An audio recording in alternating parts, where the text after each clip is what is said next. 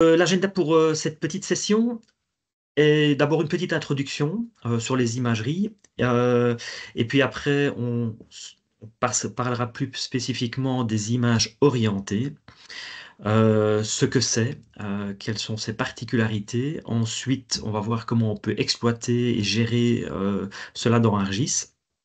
Et puis quelques commentaires sur la configuration et les licences, quels sont les outils que l'on va pouvoir utiliser pour se lancer dans l'aventure. Et puis quelques liens pour vous aider à vraiment vous lancer aussi. Et puis questions-réponses pour terminer.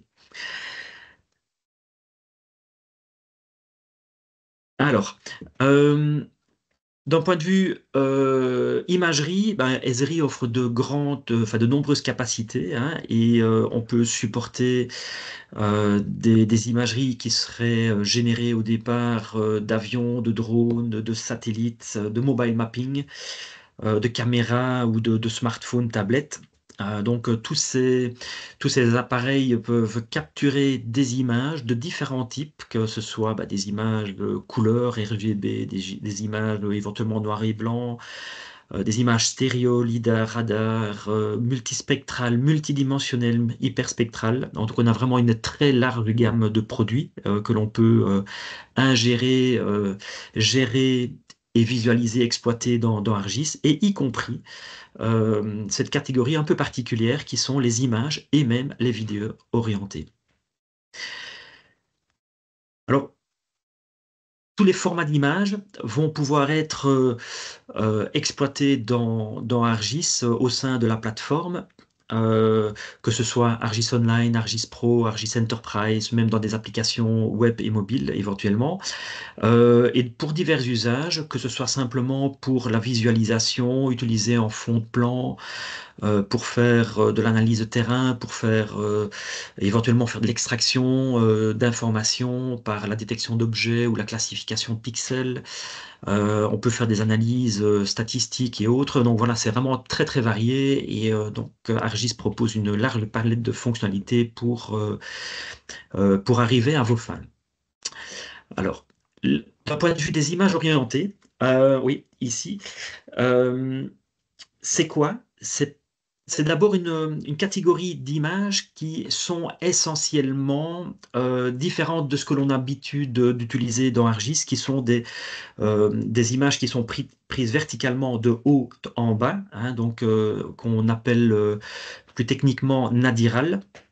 Euh, Elles peuvent être, donc elles ont un angle d'inclinaison généralement qui varie, qui peut être tout à fait à l'horizontale ou plus incliné, euh, qu'elles peuvent être prises au niveau de la rue, au niveau d'un véhicule, au niveau d'un véhicule aérien, hein, comme un drone ou un appareil photo, et qui donnent au final un point de vue tout à fait particulier par rapport à un fond de plan ortho ou une photographie aérienne.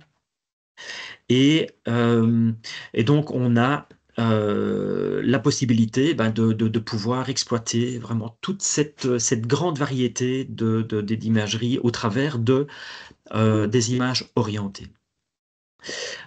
En plus, bien sûr, on pourrait éventuellement utiliser des images obliques, enfin, pardon, nadirales, éventuellement dans cette catégorie.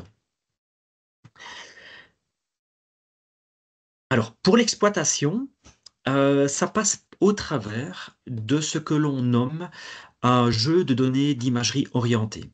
Alors, les images orientées euh, sont effectivement des images, mais qui sont localisées, donc positionnées X, Y et Z, en plus de l'information sur son orientation. Euh, donc, on va avoir une couche de points qui vont déjà stocker la géométrie, hein, X, Y et Z, puis associer une série d'attributs Entre autres avec des attributs de type caméra heading, pitch et roll, qui sont les trois variables d'orientation de la photo. Le heading, c'est l'orientation par rapport au nord. Le pitch, c'est en quelque sorte l'inclinaison plus ou moins verticale ou plus ou moins horizontale de la caméra. Et le roll, c'est en quelque sorte l'inclinaison par rapport à l'horizon. Alors, on va aussi capturer toute une autre série d'informations importantes telles que euh, le champ de vision de la caméra, verticale et horizontale, ce que l'on va retrouver dans les attributs horizontal field of view et vertical field of view, euh, et ainsi que, par exemple, d'autres informations telles que la date d'acquisition. On pourrait faire, par exemple, des séries temporelles avec ce genre d'imagerie aussi. On a plus généralement d'autres types de propriétés qu'on peut associer à cette couche d'imagerie orientée, telles que ce qu'on appelle le footprint, hein, donc l'emprise au sol de chaque image. Mais ça, c'est généralement calculé au départ des informations qui sont collectées dans les attributs. On va aussi pouvoir exploiter ou associer une source d'élévation, ce qui va permettre en quelque sorte de faire l'intersection entre l'emprise au sol, donc le footprint, et le sol, pour voir quel est le recouvrement en quelque sorte de l'image sur le sol. On va aussi pouvoir entre autres, définir un certain nombre de valeurs par défaut qui n'auraient pas été éventuellement capturées dans les attributs et qui vont prendre la place par défaut à ces valeurs manquantes éventuellement. Alors, comme je le disais, on peut calculer ce footprint, donc cette emprise au sol. C'est facultatif, mais ça aide grandement à l'exploitation, à l'exploration des images dans une carte ou dans une scène 3D. Donc l'idéal, bien sûr, c'est de collecter le maximum d'informations attributaires au moment de la capture de la photo. Il y en a certaines qui sont vraiment obligatoires pour pouvoir exploiter pleinement les images orientées, mais la précision va aussi dépendre des autres, donc de la qualité des appareils, mais aussi de la disponibilité de ces attributs.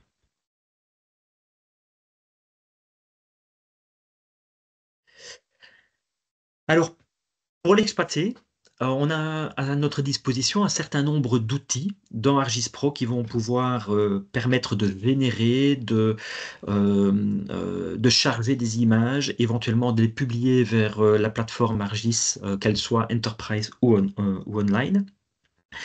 Donc, il n'y a pas actuellement, bah, ça se limite à certains outils, mais ça fonctionne vraiment très bien. Hein. Donc, on les verra dans une petite démonstration par la suite.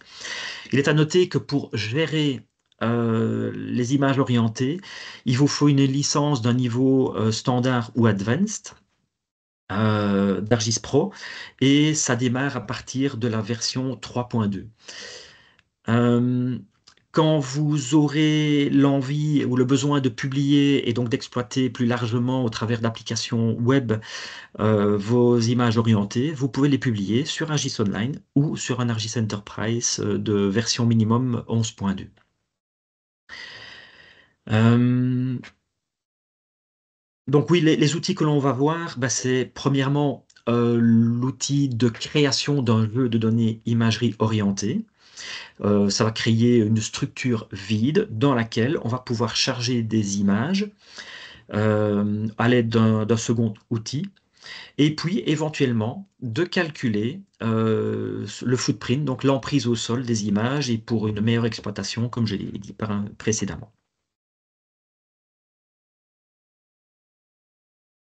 Alors, petite démonstration ici, hein, au travers d'une vidéo. Donc, on a ici une série d'images qui ont été capturées, on les parcourt ici, hein, on voit image par image ce que cela donne.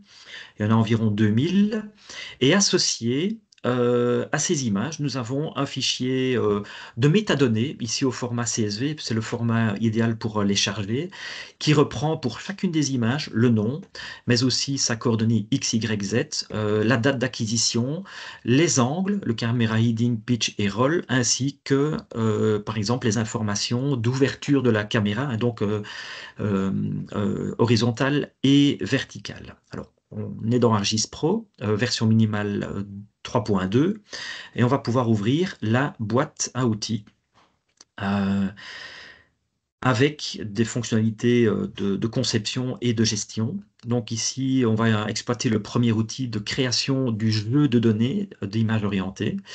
On va choisir donc la géodatabase dans laquelle on va le lancer. Bon, je n'ai pas ici exécuté parce que le résultat avait déjà été fait préalablement.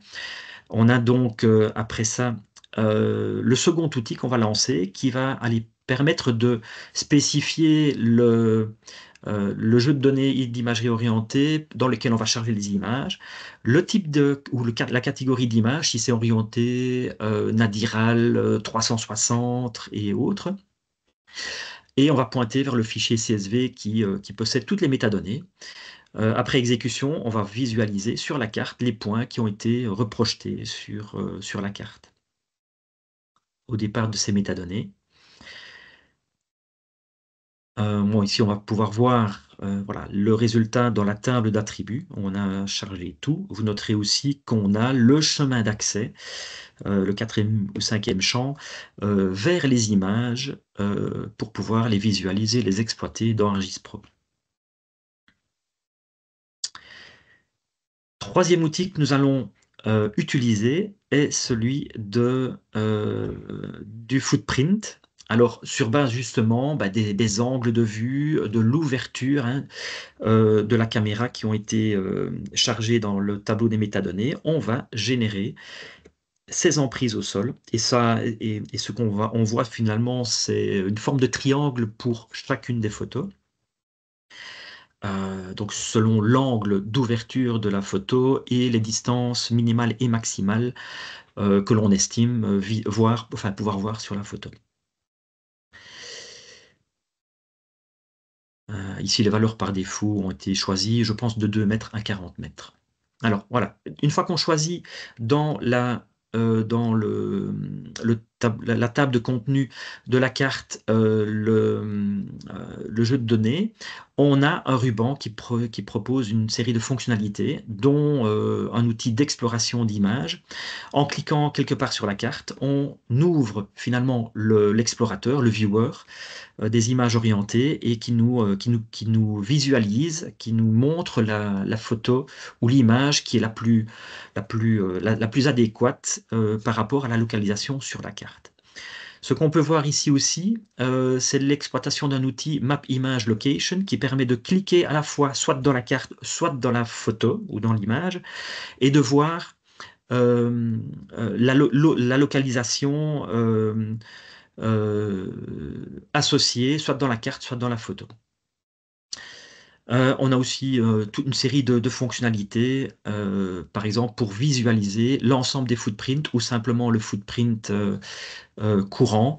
Et ici, entre autres, pour le footprint courant, on voit que si on zoome dans la photo, sur la carte, le champ de vision est adapté également. Alors, quand on a exploité ces données, chargé celles-ci dans ArcGIS Pro, on peut vouloir partager sur ArcGIS Enterprise l'ensemble des données. Donc, pour ça, j'ai vérifié que j'étais bien connecté à un portail et j'exploite un outil complémentaire, celui qui va générer un web service d'imagerie orientée. Donc, je le sélectionne et je le publie ici, entre autres, dans mon cas. Comme j'avais les données en local, je vais exploiter la capacité de pouvoir charger les images sous forme d'attachment et donc de les rendre disponibles sur mon service. Après publication, donc on a un nouvel élément qui est constitué de 2 couches, mes points et mes footprints, que je vais pouvoir exploiter dans le Map Viewer. Donc on voit bien sûr les emprises au sol, les footprints, les points. Et si on sélectionne la couche des points, on ça nous donne accès à la fonctionnalité de visualisation, d'exploration des images orientées, tout comme on a pu le faire dans ArcGIS Pro. On a exactement les mêmes fonctionnalités d'exploration, de pouvoir cliquer dans la carte ou dans la photo et voir la localisation associée, hein. Et véritablement permettre à vos collaborateurs d'exploiter cette source d'image, vous aurez l'occasion de créer une application, entre autres ici avec les Instant Apps, qui sont donc des applications configurables, en exploitant le modèle sidebar ou barre latérale. Vous allez pouvoir activer la fonctionnalité euh, au niveau de la barre de barre latérale. Voilà. Vous activez la fonctionnalité, puis vous publiez l'application et vous allez pouvoir l'exploiter, tout comme vous avez déjà pu le faire dans ArcGIS Pro et dans le Map Viewer.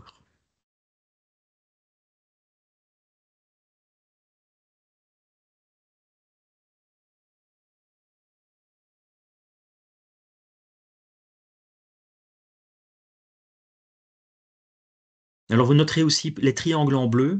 Ça, ça permet de visualiser quelles sont les potentielles autres images qui sont aussi touchées par la localisation que l'on a pointée dans la carte.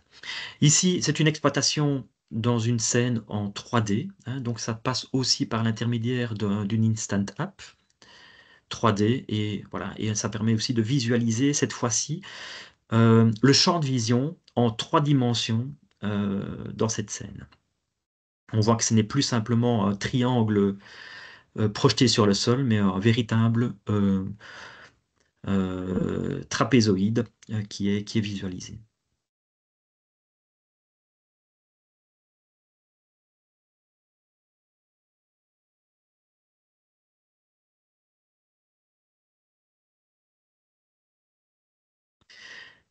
Alors, d'un point de vue de l'exploitation, donc comme je l'ai déjà montré un petit peu dans la vidéo, on a des capacités donc d'afficher les images par rapport à une localisation que l'on pointe dans la carte. Mais vous pouvez aussi exploiter véritablement votre collection d'images. Alors vous pouvez le faire par rapport à ce que vous voyez bien sûr dans la carte, avec les points et les emprises au sol. Mais vous pouvez aussi exploiter un outil que l'on appelle la boussole, qui permet de visualiser par rapport à la position qui est en cours de visualisation, les, les autres points de capture d'image orientée qui sont à proximité, et donc de le voir au travers d'une boussole pour savoir aussi où ils sont orientés, un peu plus au nord, un peu plus au sud, ce genre de choses. On pourrait aussi exploiter une galerie, donc ça c'est une sorte de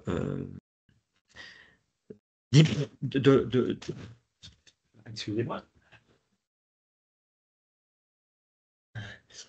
Euh, de petites imagettes hein, dans lesquelles enfin, qu'on peut cliquer, qui sont visibles, et ça nous lance vers la carte et vers le visualisateur de l'imagerie orientée. Euh, il y a d'autres fonctionnalités qui vont encore venir, et ça, on en reparlera dans la feuille de route plus tard. Alors, d'un point de vue de la configuration et des licences, vous allez pouvoir exploiter les images orientées au départ d'ArcGIS Pro, essentiellement. Comme je le disais, au minimum, c'est la version 3.2 qui est nécessaire. Alors, vraiment, c'est pour gérer, créer le jeu de données, charger les images. Là, vous allez avoir besoin de la licence de niveau standard ou advanced. Ensuite, vous allez pouvoir explorer à l'aide de simplement la version de niveau basique. Et puis, si vous publiez les données, vous allez pouvoir l'exploiter dans ArcGIS Enterprise 11.2 ou ArcGIS Online. Et là, un simple viewer, donc le type d'utilisateur d'entrée, va permettre de pouvoir explorer déjà ces données au travers de différents types d'applications. Comme j'ai montré, l'Instant App, le Map Viewer, mais aussi Excalibur pour ceux qui auraient éventuellement aussi un image serveur, ou bien construire une application basée sur l'API JavaScript. Alors, vous l'aurez peut-être noté, tout à fait à gauche, vous avez aussi la possibilité d'exploiter Quick Capture. Quick Capture, je dirais que c'est vraiment l'outil idéal, éventuellement, si vous voulez démarrer rapidement. Vous pouvez construire un projet Quick Capture et activer la fonctionnalité. Pour ça, il vous faut bien sûr un créateur. Et puis après, le contributeur va pouvoir, par exemple, aller collecter des images sur le terrain qui vont pouvoir être exploitées ou visualisées par un viewer, par exemple, par la suite. Alors, Quick Capture, c'est vraiment démarrer rapidement, hein. Donc, c'est très facile à établir un projet Quick Capture. Vous activez l'option. Alors, qu'est-ce que cela va faire en arrière-plan? Ça va en fait créer des coups, enfin des champs complémentaires dans votre couche de points. Ça va aussi apparier automatiquement des variables que l'on va récupérer de votre appareil mobile, que ce soit le smartphone ou la tablette. Et donc, lors de la capture des photos, les paramètres de votre appareil, enfin les valeurs de ces paramètres vont être enregistrés dans ces champs complémentaires. Et en plus, ça va enfin, en plus créer la couche d'imagerie orientée pour une pleine gestion donc dans le Map Viewer ou dans l'Instant App. Donc c'est facile, vous faites cette configuration, vous activez cette option, vous sauvegardez, vous faites la publication et puis après vous êtes prêt à aller sur le terrain pour faire de la collecte d'images orientées. C'est une méthode beaucoup plus accessible, plus rapide que de travailler au départ d'Argis Pro qui lui nécessite quand même de formater le CSV de manière adéquate.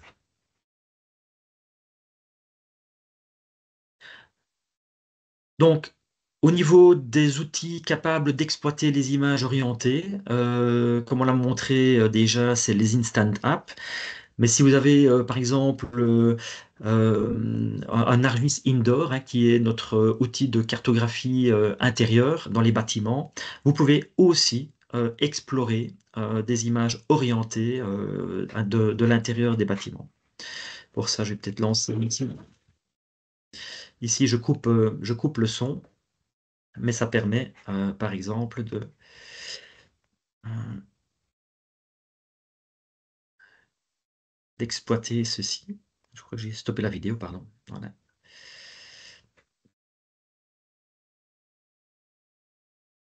On ne peut pas se lancer. Euh,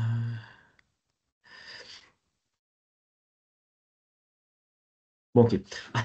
Vous aurez peut-être plus de chances de l'avoir une prochaine fois. Euh, Ici, je vais vous montrer une vidéo qui vous montre un petit peu la variété de types d'imagerie orientée que l'on peut gérer au sein donc, de la plateforme ArcGIS. Alors, ici, par exemple, c'est le campus d'Esri aux États-Unis, à Redlands. Donc, ce sont des images qui ont été capturées à l'aide d'un smartphone, donc en se promenant sur les parkings et les allées du campus. Euh, Vous pouvez aussi voir dans le viewer la petite boussole qui vous montre éventuellement des photos qui seraient à proximité. Voilà, on peut même utiliser cette petite boussole pour aller cliquer sur un des points qui offre un autre point de vue d'imagerie orientée sur le point qui avait été éventuellement cliqué dans la carte.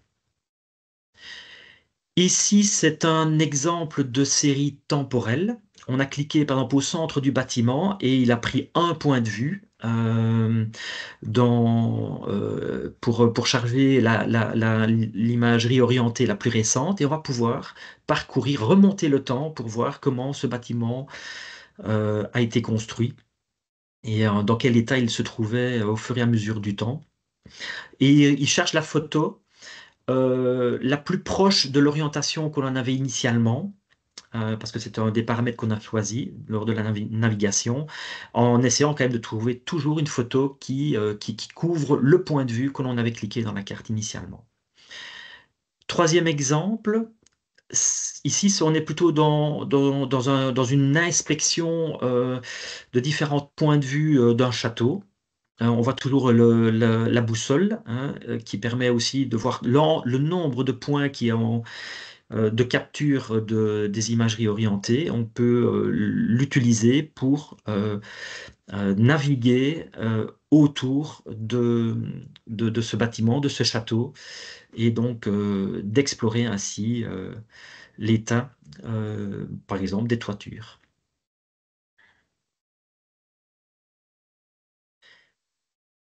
Quatrième exemple, on se trouve ici sur la ville de Francfort. On est à une autre altitude, donc très probablement prise. Donc les imageries orientées ont été prises certainement par un avion.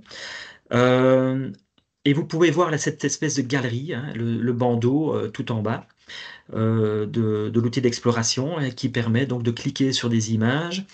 Et ici, on a par exemple un outil de filtrage sur les imageries soit obliques, soit nadirales. Et donc, on exploite toujours cette galerie pour pouvoir naviguer au travers des différentes images de notre collection. Et dernier exemple, c'est l'exploitation d'une vidéo, donc pour lesquelles aussi on a collecté au cours de la saisie de la vidéo, hein, le positionnement, l'orientation de la vidéo à tout moment.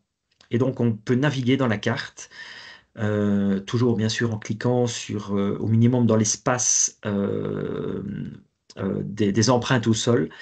Et donc, on a en quelque sorte échantillonné, pris des points d'échantillon dans le flux des vidéos, de la vidéo pour calculer ces empreintes. Ce que je n'ai pas montré ici, dans tous ces exemples, on aurait pu aussi exploiter des images plus panoramiques ou bien même à 360 degrés d'angle.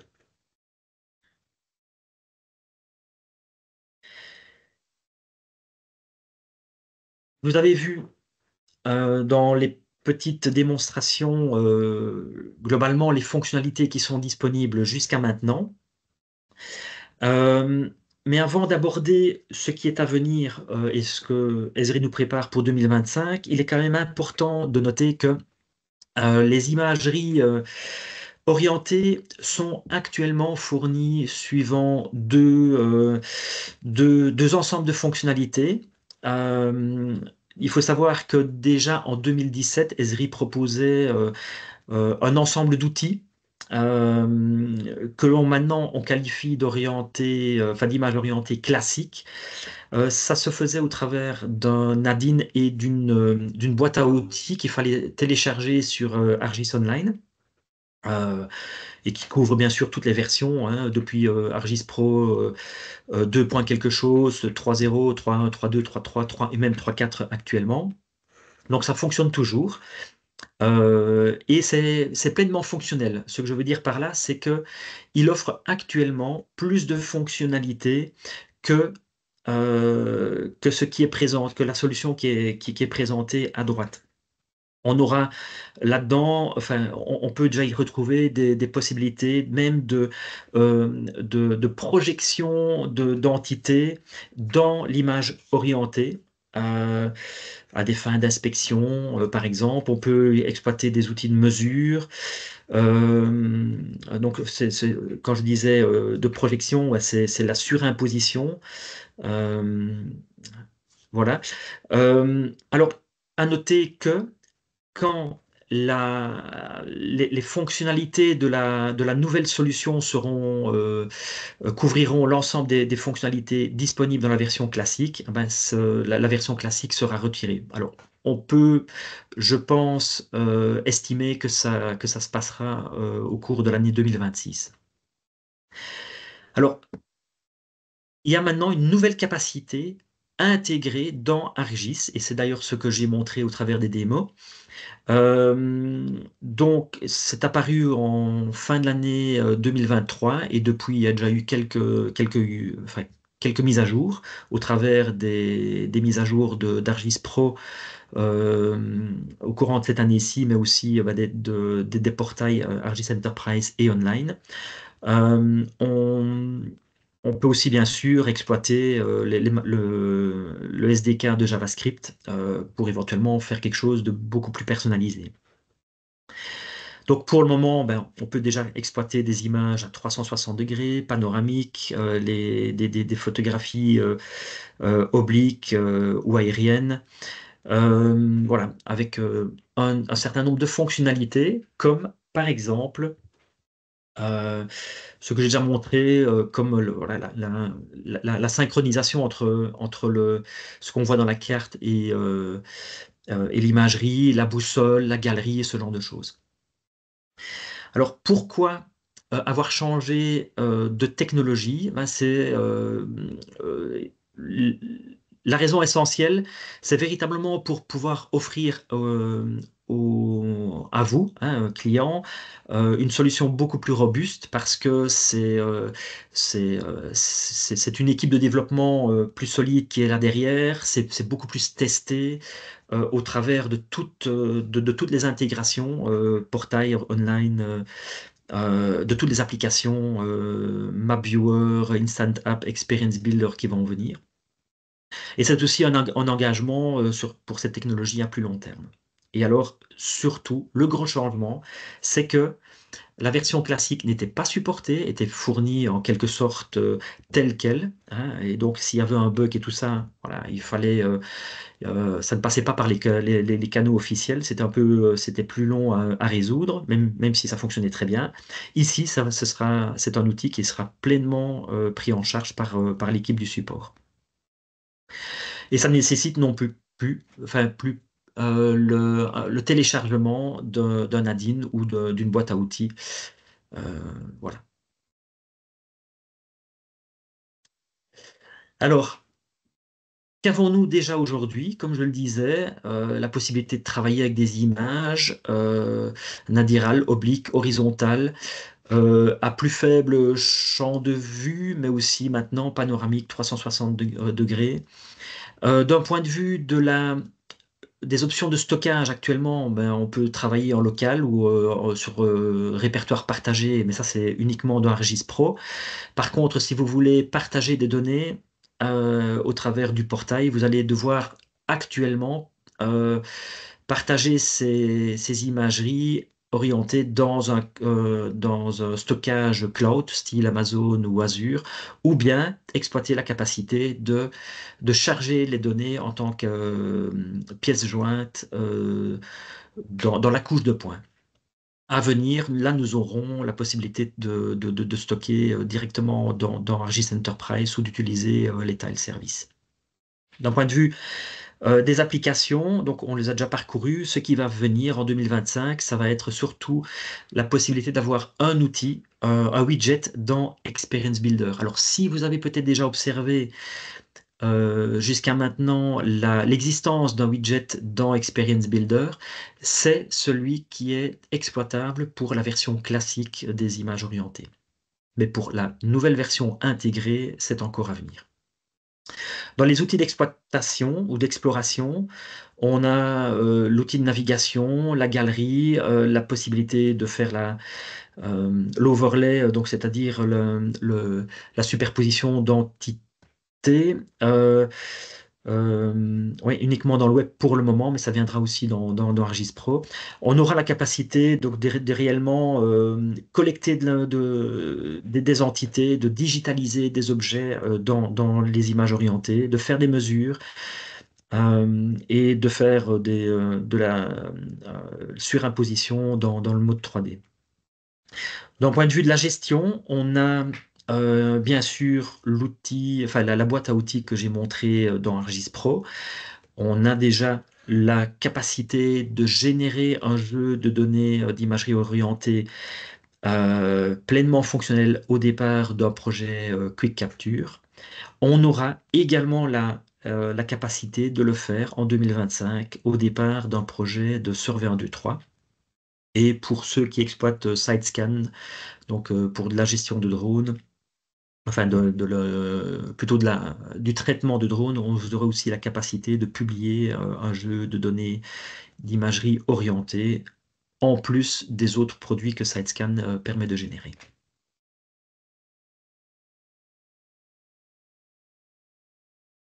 Alors, pour vous aider à démarrer, nous vous fournissons ici un ensemble de liens, de blocs de documentation hein, qui vous permettent d'aller trouver l'information adéquate. Et je vous recommande vivement, pour ceux qui auraient peut-être déjà testé la version classique, d'aller voir dans le FAQ, parce que là, il explique bien aussi les différences entre les deux. Et comment éventuellement procéder à faire de la migration d'un jeu de données de l'un à l'autre. Et je vous recommande aussi la possibilité d'aller voir ici les exemples que vous pouvez directement explorer. Euh, je charge, voilà, la bonne fenêtre. Euh, voilà. Vous aurez ici une série de couches et de différents types, hein, donc soit prises au sol, soit prises par exemple, même des photos à 360 degrés. Donc je vous invite à aller explorer celle-ci. Comme toujours, n'hésitez pas à aller voir de manière beaucoup plus générale ce que Esri propose d'un point de vue de formation, hein, soit des webinaires, des formations en ligne ou d'autres formats. Il y a pas mal d'informations qui circulent aussi sur la communauté et bien sûr la riche documentation.